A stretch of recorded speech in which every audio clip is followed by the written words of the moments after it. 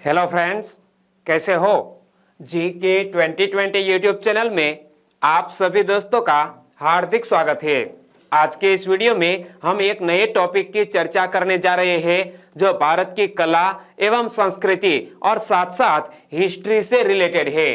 तो आज के हमारे इस वीडियो का टॉपिक है भारत के प्रमुख मंदिर। जी हाँ, इस वीडियो में हम टेम्पल्स ऑफ इंडिया की बात करने वाले हैं, जो दोस्तों हर कोई एग्जामिनेशन में काफी महत्वपूर्ण और इंटरेस्टिंग टॉपिक है, क्योंकि मंदिरों से जुड़े हुए बहुत से क्वेश्चन एग्जामिनेशन में पूछ लिए जाते हैं। जैसा कि बृहदीश्वर मंदिर का निर्माण किसने करवाया था, बृहदीश्वर मंदिर किस शैली में बना है, ऐसे बहुत से सारे क्वेश्चन एग्जामिनेशन में आते हैं। तो यह वीडियो में मैं महत्वपूर्ण 4 टेम्पल की बात करने वाला हूं और इसी तरह मैं आपको 2 से 3 वीडियो जो भारत के मंदिर से रिलेटेड है वो प्रोवाइड करवाऊंगा। ओके, तो वीडियो में आप लास्ट तक बने रहिए। लास्ट में कमेंट सेक्शन में जरूर बताना कि यह वीडियो आपको कैसा लगा। ओके, चलिए बिना वक्त गंवाए स्टार्ट करें। तो सबसे पहले चेन्नकेशव मंदिर की बात करते हैं।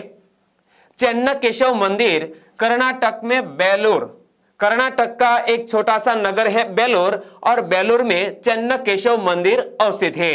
और यह चेन्नकेशव मंदिर के बारे में मैं आपको बताऊं तो बेलूर कर्नाटक के हासन जनपद में स्थित एक छोटा सा नगर है।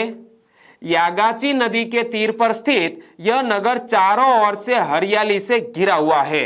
तो यहां मुझे 2 क्वेश्चन नजर आते हैं।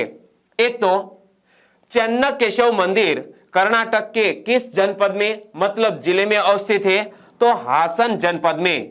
और यह हासन जनपद जिसका एक छोटा सा नगर है बेलूर, यह बेलूर किस नदी के तीर पर स्थित एक नगर है, तो याद रखना यागाची नदी के तीर पर स्थित है, तट पर स्थित है। वेलापुरा के नाम से भी जाना जाने वाला यह एक प्राचीन एवं महत्वपूर्ण नगर है, यानी कि यह जो बेलूर नगर है उनका एक प्राचीन नाम है वेलापुरा। वेलापुरा के नाम से भी जाना जाने वाला यह एक प्राचीन एवं महत्वपूर्ण नगर है। यह 10वीं से 14वीं सदी के मध्य कर्नाटक में राज्य करते होयसल साम्राज्य की राजधानी है। क्या दोस्तों, 10वीं से 14वीं सदी के मध्य कर्नाटक में होयसल साम्राज्य था और होयसल साम्राज्य की राजधानी था यह बेलूर। लेकिन बाद में होयसलों ने अपनी राजधानी को स्थानांतरित किया था और आगे चलकर किस नगर को होयसल वंश के राजाओं ने अपनी राजधानी बनाया, आपको याद है तो नीचे कमेंट सेक्शन में जरूर बताना। आगे मैं आपको बात करने वाला हूं। ओके, होयसल साम्राज्य अप्रतिम मंदिर वास्तुकला के लिए अत्यंत प्रसिद्ध है। दोस्तों याद रखना कि होयसल साम्राज्य अप्रतिम मंदिर वास्तुकला के लिए अत्यंत प्रसिद्ध है। और जो चेन्नकेशव मंदिर है इनमें स्थित कुछ महत्वपूर्ण यह मूर्ति कला को इमेज में आप देख सकते हैं। और यह चेन्नकेशव मंदिर भगवान विष्णु के अवतार से संबंधित है। वे कला, साहित्य तथा धर्म के महान संरक्षक थे। कौन? होयसल साम्राज्य के जो राजा थे वो सभी राजा कला, साहित्य तथा धर्म के महान संरक्षक थे। इसका एक जीता जागता उदाहरण चेन्नकेशव मंदिर है। आगे मैं आपको बताऊं तो अब मैं आपके सामने 2 से 3 क्वेश्चन रखने वाला हूं। चलिए आंसर बताइए। बेलूर कर्नाटक के किस जनपद में स्थित एक छोटा सा नगर है? बेलूर कर्नाटक के हासन जनपद में स्थित एक छोटा सा नगर। दूसरा क्वेश्चन, बेलूर निम्न में से किस नदी के तट पर बसा हुआ है? बेलूर निम्न में से किस नदी के तट पर बसा हुआ है? सही आंसर है यागाची नदी के तट पर। और दोस्तों बेलूर मठ की स्थापना किसने की थी? आपको याद है तो नीचे कमेंट सेक्शन में जरूर बताना, क्योंकि मुझे मालूम है आपने कहीं एनसीईआरटी में बेलूर मठ के बारे में भी पढ़ा होगा। ओके, तीसरा क्वेश्चन, बेलूर 10वीं से 14वीं सदी के मध्य निम्न में से कौन से साम्राज्य की राजधानी था? 10वीं से 14वीं सदी के मध्य यह बेलूर किस राजवंश की राजधानी था? ओहो, यह होयसल राजवंश की राजधानी था। सही आंसर ऑप्शन बी। और होयसल राजवंशी मूलतः पश्चिम घाट के मलनाडु नामक क्षेत्र के थे।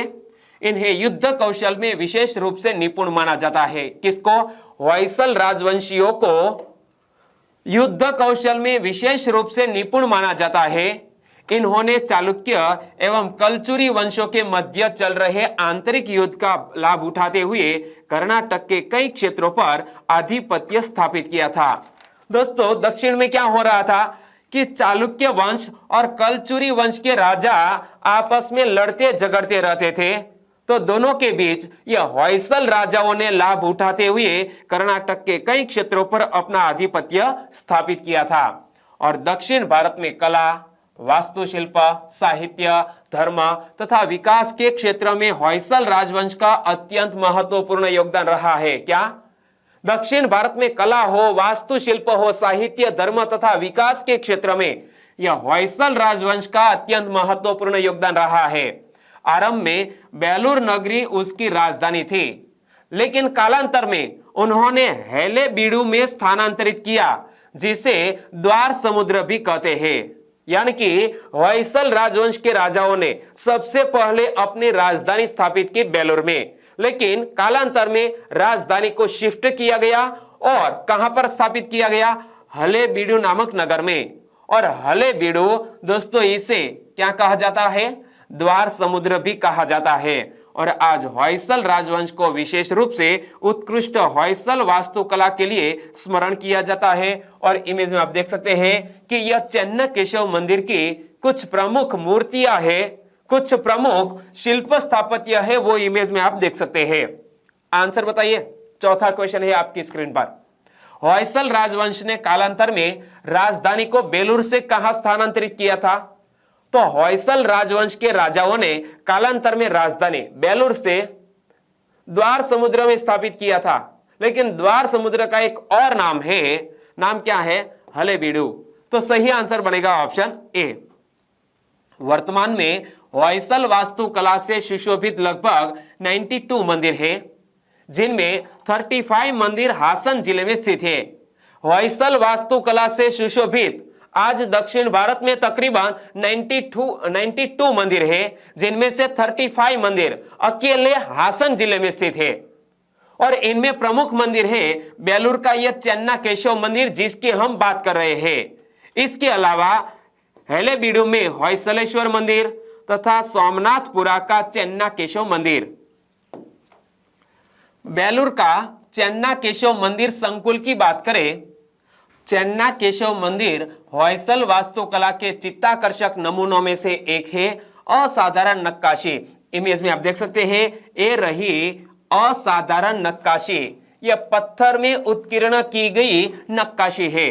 तो असाधारण नक्काशी एवं उत्कृष्ट शिल्पकला के लिए इस मंदिर को स्थानीय रूप से कला सागर कहा जाता है। क्या? यह चेन्नकेशव मंदिर को स्थानीय रूप से कला सागर भी कहा जाता है, यानी कि कलाओं का सागर है यह मंदिर। इसकी सुंदरता इतनी अभिव्यंजक है कि ये सभी निर्जीव पत्थर की कलाकृतियां अत्यंत सजीव प्रतीत होती है। एक बार फिर से देख लो कि चेन्नकेशव मंदिर होयसल वास्तुकला के चित्ताकर्षक नमूनों में से एक है। असाधारण नक्काशी एवं उत्कृष्ट शिल्पकला के लिए इस मंदिर को स्थानीय रूप से कला का सागर कहा जाता है। इसकी सुंदरता इतनी अभिव्यंजक है कि ये सभी निर्जीव पत्थर की कलाकृतियां अत्यंत सजीव प्रतीत होती है। आंसर बताइए। छठा क्वेश्चन है, बेलूर का चेन्नकेशव मंदिर को स्थानीय रूप से क्या कहा जाता है? बेलूर के चेन्नकेशव मंदिर को स्थानीय रूप से कला सागर कहा जाता है। सही आंसर ऑप्शन डी। और चेन्नकेशव मंदिर के इतिहास की भी बात कर ले तो बेलूर के चेन्नकेशव मंदिर का निर्माण 1117 में विष्णुवर्धन ने करवाया था। याद रखना, ये चेन्नकेशव मंदिर का निर्माण 1117 में किसने करवाया था? तो याद रखना, राजा का नाम है विष्णुवर्धन। और वास्तुकला की इस उत्कृष्ट कलाकृति के निर्माण में राजवंश की 3 पीढ़ियों को 103 वर्ष लग गए। क्या? यह बेलूर के चेन्नकेशव मंदिर के निर्माण में 103 वर्ष लग गए, यानी कि राजा की 3 पीढ़ियों ने इस मंदिर के निर्माण में योगदान दिया। ऐसा कहा जाता है कि पत्थर द्वारा इस वास्तुकला के निर्माण में 1000 से भी अधिक कारीगरों का योगदान था। क्या 1000 से भी अधिक कारीगरों ने इस मंदिर के निर्माण में योगदान दिया है। और यह मंदिर भगवान विष्णु के चेन्ना केशव रूप को समर्पित है, जिसका अर्थ है, चेन्ना का मीनिंग होता है सुंदर और केशव का अर्थ है विष्णु, यानी कि सुंदर विष्णु, इसे कहा जाता है चेन्ना केशव। इसीलिए तो मंदिर का नाम रखा गया है चेन्ना केशव मंदिर। और इस मंदिर में विराजमान भगवान विष्णु के अवतार को इमेज में आप देख सकते हैं। आंसर बताइए, बेलूर के चेन्ना केशव मंदिर का निर्माण 1117 में किसने करवाया था? तो राजा का नाम क्या आया? किस राजा ने इस मंदिर का निर्माण करवाया था, मतलब स्टार्ट करवाया था? बाकी तो इसी ही राजा की 3 पीढ़ियों ने 103 साल तक इस मंदिर का निर्माण किया था। तो नाम आया था विष्णुवर्धन। क्या? विष्णुवर्धन। यहां मैं आपको दिखा दूं, देखो यह मंदिर भगवान विष्णु के चेन्ना केशव रूप को समर्पित है, जिसका अर्थ है सुंदर, यानी कि चेन्ना विष्णु यानी कि केशव। और यहां पर देखो विष्णुवर्धन, इस मंदिर का निर्माण किसने करवाया था? विष्णुवर्धन ने करवाया था। एक और क्वेश्चन, बेलूर का चेन्ना केशव मंदिर किसके चेन्ना केशव रूप को समर्पित है? चेन्ना केशव मंदिर किस भगवान के एक रूप को निर्दिष्ट करता है? तो यह भगवान विष्णु का ही एक रूप है चेन्ना केशव मंदिर। ओके, सही आंसर है ऑप्शन सी। होयसल शिल्प कौशल के उत्कृष्ट नमूने मैं आपको यहां स्क्रीन पर दिखा रहा हूं, और यह चेन्ना केशव मंदिर के कुछ प्रमुख शिल्प है। तो सबसे पहले तो शुक भाषिणी, इमेज में आप देख सकते हैं, शुक भाषिणी अपने पालतू तोते से वार्तालाप करती हुई इस मूर्ति कला में आपको दिखाई पड़ेगी। और साथ साथ रानी शांतला देवी, कौन? रानी शांतला देवी। तो याद रखना, शुक भाषिणी अपने पालतू तोते से वार्तालाप करती एक नारी का शिल्प है, रानी शांतला देवी का शिल्प है। इसके अलावा चेन्ना केशव मंदिर में गंधर्व नृत्य, ये रही एक नर्तकी, तो गंधर्व नृत्य करती एक नर्तकी। केश श्रृंगार, ये देखो केश श्रृंगार, स्नान के पश्चात अपने केशों से जल निचोड़ती एक नारी का शिल्प भी यह चेन्ना केशव मंदिर की एक खास विशेषता है। आगे मैं आपको सूर्य मंदिर, सन टेम्पल की बात करने जा रहा हूं, और इस सूर्य मंदिर को ब्लैक पैगोडा भी कहते हैं। क्या? ब्लैक पैगोडा भी कहते हैं, जो उड़ीसा के कोणार्क शहर में अवस्थित है। तो हम सबको पता है कि उड़ीसा में कोणार्क का सूर्य मंदिर है, लेकिन इसका एक और भी नाम है ब्लैक पैगोडा। ओके, कोणार्क का सूर्य मंदिर सूर्य देवता को समर्पित एक मंदिर है, जो भारत में पुरी यानी कि ओडिशा राज्य का एक महत्वपूर्ण धार्मिक नगर। तो यह पुरी के पास यह कोणार्क का सूर्य मंदिर अवस्थित है, इमेज में आप देख सकते हैं। और ऐसा माना जाता है कि इस मंदिर का निर्माण पूर्वी गंग वंश के राजा नरसिंह देव प्रथम ने 1250 ईस्वी सन में करवाया था। यहां से 3 क्वेश्चन बन सकते हैं। पहला क्वेश्चन, ब्लैक पैगोडा किस मंदिर को कहा जाता है? कोणार्क के सूर्य मंदिर को। कोणार्क का सूर्य मंदिर किस राज्य में अवस्थित है? उड़ीसा राज्य में। और इनसे भी महत्वपूर्ण क्वेश्चन कि कोणार्क के सूर्य मंदिर का निर्माण किस वंश के राजा ने करवाया था? तो गंग वंश के राजा ने यह कोणार्क के सूर्य मंदिर का निर्माण करवाया था। और यह गंग वंश के राजा का नाम क्या था जिसने इस मंदिर का निर्माण करवाया? तो राजा नरसिंह देव प्रथम ने। और यह निर्माण कब करवाया? ईस्वी सन 1250 में। यूनेस्को ने वर्ष 1984 में इसे विश्व विरासत स्थल, यूनेस्को ने यह ब्लैक पैगोडा को वर्ल्ड हेरिटेज साइट भी घोषित किया। कब? 1984 में। समुद्री यात्रा करने वाले लोग एक समय में इसे ब्लैक पैगोडा कहते थे। यह ओडिशा की मध्यकालीन वास्तुकला का अनोखा नमूना है और भारत का प्रसिद्ध ब्राह्मण तीर्थ भी है। आंसर बताइए, कोणार्क के सूर्य मंदिर को निम्न में से किस नाम से जाना जाता है? 2.5 दिन का झोपड़ा, 2.5 दिन का झोपड़ा है क्या? आपको याद है तो नीचे कमेंट सेक्शन में जरूर बताना। ओके, यह कोणार्क के सूर्य मंदिर को ब्लैक पैगोडा कहा जाता है। और यह 2.5 दिन का झोपड़ा आपने हिस्ट्री में पढ़ा था ना? ओके, तो नीचे कमेंट सेक्शन में बताओ यह 2.5 दिन का झोपड़ा किस शहर में है? ओके, यूनेस्को ने कब कोणार्क के सूर्य मंदिर को विश्व विरासत स्थल का दर्जा प्रदान किया? यूनेस्को ने वर्ल्ड हेरिटेज साइट घोषित किया कोणार्क के सूर्य मंदिर को 1984 में। तो सही आंसर बनेगा ऑप्शन बी। और यहां जब वर्ल्ड हेरिटेज साइट की बात आती है तो इनसे जुड़े हुए 4 या 5 वीडियो हमारी GK 2020 चैनल पर अवेलेबल है। हमारे भारत देश के सभी महत्वपूर्ण वर्ल्ड हेरिटेज साइट की बात इसी वीडियो में हमने कर दी है, वो भी देख लीजिएगा। यूनेस्को ने वर्ष 1984 में इसे विश्व विरासत स्थल का दर्जा प्रदान किया था। और कोणार्क का सूर्य मंदिर, तो कोणार्क शब्द का मीनिंग क्या होता है? कोणार्क शब्द में 2 शब्द है, कोण प्लस अर्क। तो कोण और अर्क शब्दों के मेल से यह कोणार्क शब्द बना है। अर्क का अर्थ होता है सूर्य और कोण का अभिप्राय है संभवतः कोने या किनारे से रहा होगा। इसी तरह यह कोणार्क के सूर्य मंदिर का नामकरण हुआ है। आगे बात करें तो तमिलनाडु के तंजौर शहर में बृहदेश्वर मंदिर है। श्री बृहदेश्वर मंदिर तमिलनाडु राज्य के तंजावुर में स्थित कई प्रसिद्ध मंदिरों में से एक है। इसे पेरुवदैयार कोइल के नाम से भी जाना जाता है। क्या? यह बृहदेश्वर मंदिर को एक और नाम से भी जाना जाता है। नाम थोड़ा डिफिकल्ट है, मेरे साथ साथ बोलिए, पेरुवदैयार कोइल। क्या? पेरुवदैयार कोइल के नाम से भी बृहदेश्वर मंदिर को जाना जाता है और यह तमिलनाडु के तंजौर में अवस्थित है।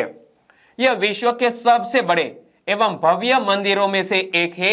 इमेज में आप देख सकते हैं तमिलनाडु के तंजावुर में स्थित यह बृहदेश्वर मंदिर। और इस मंदिर की खास बात क्या है? क्या आपको मालूम है? इस मंदिर के यहाँ गुम्मट की जो परछाई है वो जमीन पर नहीं पड़ती। आगे मैं आपको बताऊंगा। ओके, तो यह विश्व के सबसे बड़े एवं भव्य मंदिरों में से एक है। इस मंदिर का निर्माण चोल सम्राट राजराज प्रथम द्वारा 1003 ईस्वी सन से 1010 ईस्वी सन के मध्य कराया गया था। बृहदेश्वर मंदिर का निर्माण किसने करवाया था? एक चोल सम्राट था, नाम था राजराज प्रथम। और यह मंदिर का निर्माण कब हुआ? 1003 से लेकर 1010 की समयावधि के बीच। और इसकी संकल्पना प्रसिद्ध वास्तुकार साम वर्मा ने की थी। यह बृहदेश्वर मंदिर के वास्तुकार कौन थे? ऐसा क्वेश्चन एग्जामिनेशन में आए तो आपका आंसर होना चाहिए वास्तुकार का नाम क्या? साम वर्मा। और किस राजा ने इस मंदिर का निर्माण करवाया? तो राजराज प्रथम ने। और उनके नाम पर ही इसे राजराजेश्वर मंदिर के नाम दिया गया है। क्या? इस मंदिर का नाम दिया गया है राजराजेश्वर मंदिर। बृहदेश्वर मंदिर कहो तो भी चलेगा। एक और नाम आया पेरुवदैयार कोइल। क्या? पेरुवदैयार कोइल या बृहदेश्वर मंदिर या फिर राजराजेश्वर मंदिर, यह तीनों एक ही नाम है। ओके, यह मंदिर ग्रेनाइट पत्थरों से निर्मित है और इसमें अधिकांशतः बड़े शिलाखंडों का इस्तेमाल किया गया है। क्या? इस मंदिर के निर्माण में बड़े शिलाखंडों का इस्तेमाल किया गया है। और इस मंदिर की निर्माण कला की एक विशेषता यह भी है कि इसके गुंबद की परछाई पृथ्वी पर नहीं पड़ती। क्या? इस मंदिर की एक खास विशेषता कि इसके गुंबद की परछाई पृथ्वी पर नहीं पड़ती। इसके शिखर पर एक स्वर्ण कलश स्थित है। क्या? यह मंदिर के शिखर पर एक स्वर्ण कलश स्थित है और जिस पत्थर पर यह कलश स्थित है उसका वजन अनुमानतः 80 टन है। यानी कि यह मंदिर के सबसे ऊपर शिखर पर एक स्वर्ण कलश रखा गया है। लेकिन यह स्वर्ण कलश जिस पत्थर पर रखा गया है, इस पत्थर का दोस्तों वजन कितना माना जाता है? 80 टन। तो सोचिए कि उस वक्त कोई ऐसी टेक्नोलॉजी नहीं थी कि यह 80 टन वजन को यहां कैसे स्थापित किया होगा। सोचिए जरा। मैंने तो दोस्तों ऐसा पढ़ा है कि पहले तो 1 किलोमीटर लंबा एक छोटी सी ढलान वाला 1 किलोमीटर लंबा मार्ग बनाया गया था। बाद में हाथियों के जरिए यह 80 टन वजन का पत्थर वहां रखा गया और बाद में यह 1 किलोमीटर सड़क बनाई गई थी, कच्ची सड़क, वो फिर से खोद दी गई। इसी तरह शायद यह पत्थर यहां पहुंचाया गया था। इस मंदिर की उत्कृष्टता के कारण ही यूनेस्को ने इसे विश्व धरोहर का दर्जा दिया है। वर्ष 2010 में श्री बृहदीश्वर मंदिर का 1000वां स्थापना दिवस मनाया गया था, यानी कि 1000 साल पहले यह मंदिर को बनाया गया है, 1000 साल पुराना। ओके, बृहदीश्वर मंदिर किसने बनाया था बताइए, बृहदीश्वर मंदिर किसने बनाया था? तो राजराज